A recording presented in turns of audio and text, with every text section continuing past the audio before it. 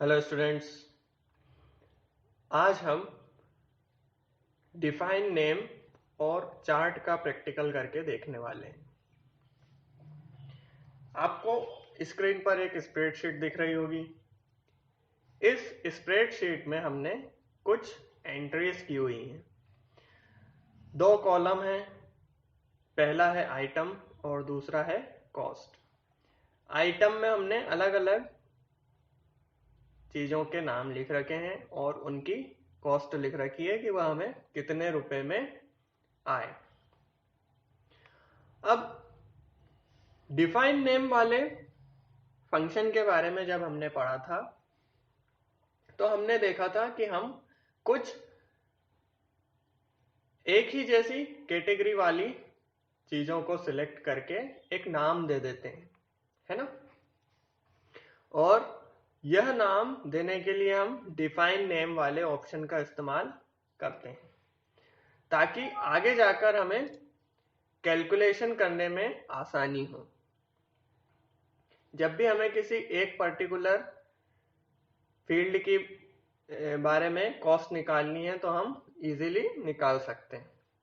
तो चलिए सबसे पहले हम डिफाइन नेम वाले ऑप्शन पर चलते हैं जो हमें फॉर्मूला टैब में मिलेगा। फॉर्मूला टैब में हमें यह डिफाइन नेम्स का ग्रुप दिया गया होता है जिसके अंदर डिफाइन नेम का ऑप्शन मिलेगा। ठीक है, अब डिफाइन नेम वाला ऑप्शन तो हमने निकाल लिया। अब हमें सबसे पहले उन आइटम्स को सिलेक्ट करना होगा जिन्हें हम एक नाम से डिफाइन करना चाहते हैं। तो आप अगर इस लिस्ट में ध्यान देंगे तो हमने ऊपर कुछ आइटम्स के नाम जो लिखे हैं वह सभी स्टेशनरी के आइटम्स हैं, है ना। बुक्स हैं, कॉपी हैं, रबर, पेंसिल, पेन, यह सब हमें स्टेशनरी की दुकान पर मिल जाएगा। नीचे जो नाम लिखे हैं वह सभी फलों के नाम हैं, फ्रूट्स हैं। ठीक है, मैंगो, चेरी, ऑरेंज, बनाना, एप्पल। तो अब हम इन्हें अलग अलग नामों से डिफाइन कर सकते हैं। डिफाइन करने के लिए सबसे पहले हम इन्हें सिलेक्ट करेंगे। आप माउस से या कीबोर्ड से इन्हें सिलेक्ट कर लेते हैं। मैंने इन्हें सिलेक्ट कर लिया। सिलेक्ट करने के बाद मैं डिफाइन नेम वाले ऑप्शन पर क्लिक करता हूं और यहां पर मैं इसे एक नाम दे देता हूं, फ्रूट। ठीक है, फ्रूट मैंने नाम दे दिया और ओके कर दिया। इसी तरीके से मैं इन स्टेशनरी के आइटम्स को भी सिलेक्ट कर लेता हूं और इन्हें भी एक नाम दे देता हूं। यहां पर मैंने इन्हें स्टेशनरी नाम दे दिया और ओके कर दिया। ठीक, अब मुझे यदि यह पता करना है कि मैंने फलों पर कितना खर्च किया, जो फल मैंने खरीदे हैं अलग अलग प्रकार के, उन फलों पर मैंने टोटल कितना खर्च कर दिया, तो उसके लिए मैं क्या करूंगा। उसके लिए मैं सबसे पहले जिस भी सेल में मुझे आंसर चाहिए उस सेल में जाकर एक फॉर्मूला लिखूंगा। क्या लिखूंगा? सम का फॉर्मूला मैं लिखूंगा। सम में नंबर ना डालते हुए क्या लिख दूंगा, जो मैंने नाम अभी डिफाइन किया था। ठीक है,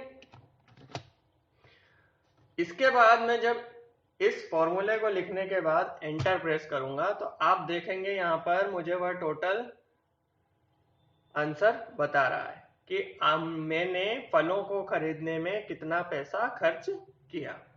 इसी तरीके से यदि मुझे किसी सेल में स्टेशनरी पर कितना खर्च किया यह देखना है तो मैं फिर से उस सेल पर क्लिक करके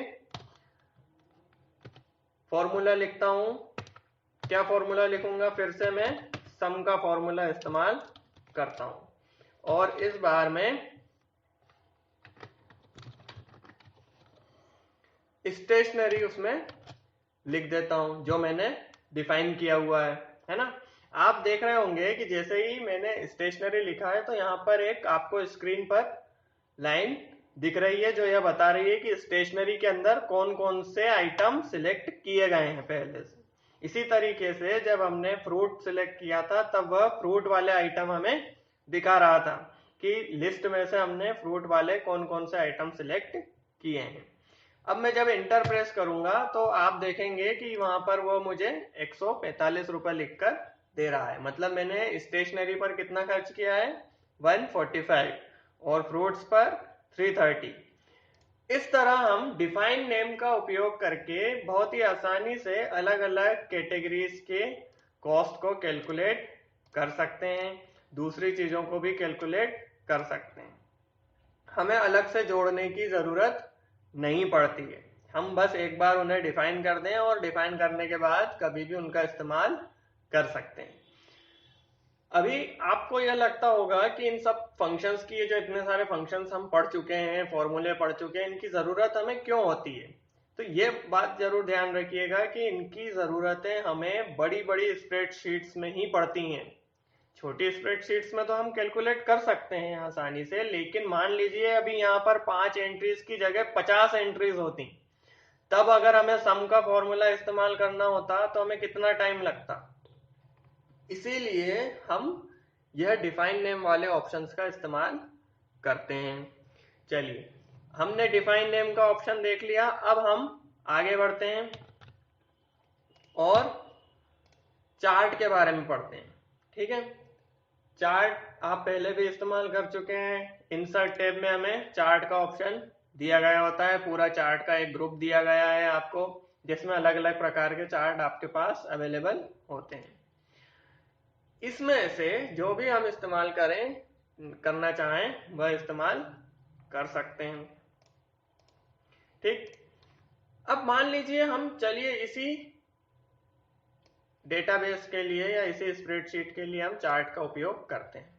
सबसे पहले मैंने इसे सिलेक्ट किया और चार्ट वाले ऑप्शन पर जाकर मैंने अपनी जरूरत के हिसाब से एक या अपनी पसंद के हिसाब से कोई एक चार्ट सिलेक्ट कर लिया।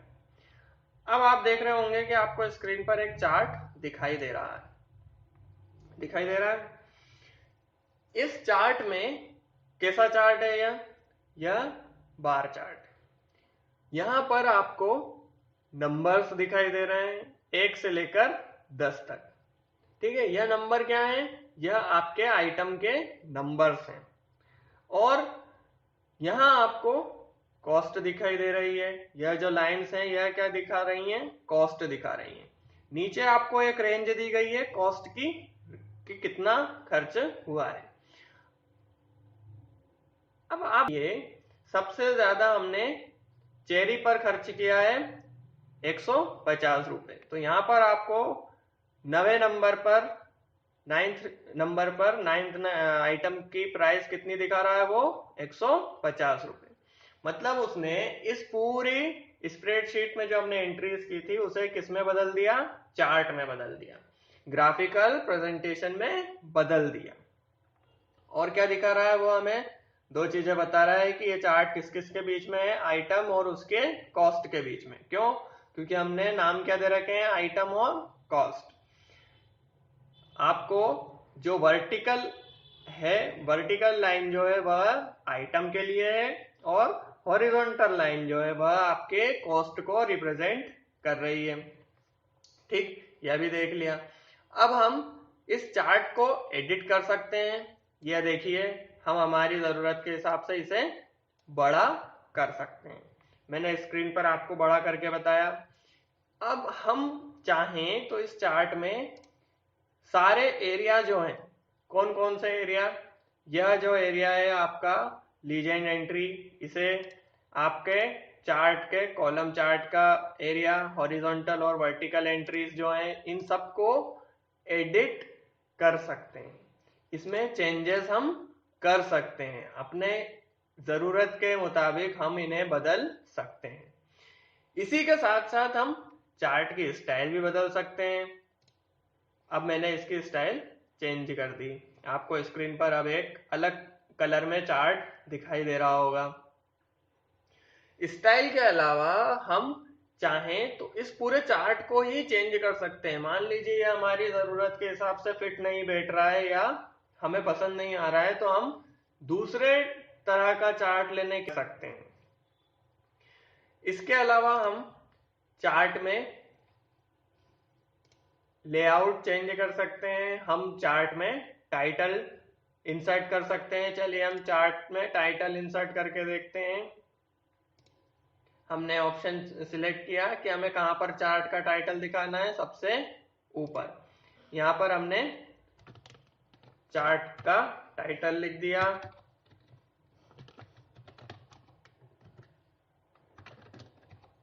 अब इस चार्ट का नाम क्या हो गया, डिफाइन नेम।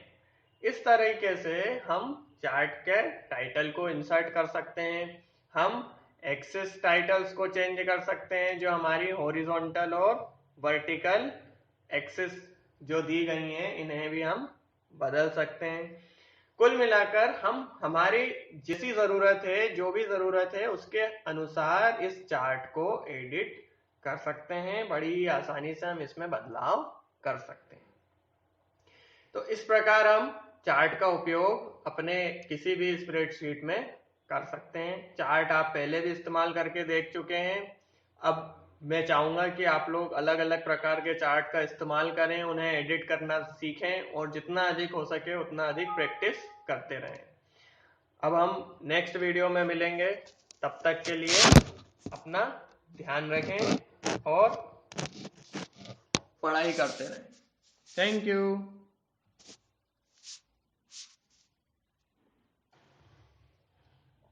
Hello students,